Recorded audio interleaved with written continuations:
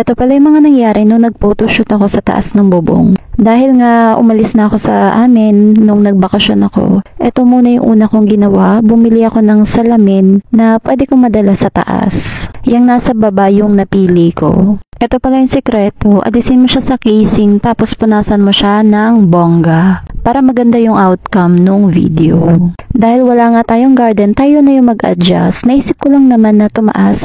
Bago yan, naglinis muna ako. Ayan, walis-walis pag may time. Tapos, dito sa baba, ayan, muntik akong malaglag kasi bulok na pala yung kahoy. So, pag-iisipan ko kung babalik ulit ako. Eto na, tinatrial ko na kung saan pwedeng magandang spot. Ito yung una kong naisip. Ayan, may dala pala ako na white na tela. Ayan, yung binili kong salamin na maliit. Bali yan yung outcome. Medyo hindi ko gusto kaya lumipat ako dito sa medyo baba. Tapos dahil nga mahangin, ayan, patong-patong lang ng mga kung anong bit-bit namin. Tapos na ayan, nag-start na ako. Tapos nag-one-one na ako. Tapos dito ka lang lagi sa my left na part. Ganda ng sandal, no? Kung mapapansin nyo, dito ako sa unahan. Tapos ayan, lumipat ako sa kabila kasi gawa din nga ng araw. Nakakatawa lang kasi na-enjoy ko yung pag-video sa taas.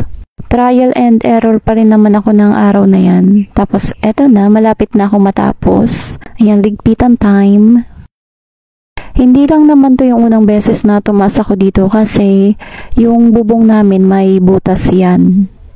Kaya ayan, ang dami niyang tapal, 'di ba? Ayun, bali ako yung nasa taas kasi ano lang siya, kahoy. Kaya pag tumas dyan yung asawa ko, baka naman masira yung buong bahay. Kaya yun, kaya ka naman. So, yun lang. Tapos, babaan time na. See you next time. Depende. Kaya kung gagawin nyo, mag-iingat kayo ha. Di ko kayo ini-encourage. Baka mapano kayo. Yun lang. Thanks sa nanood.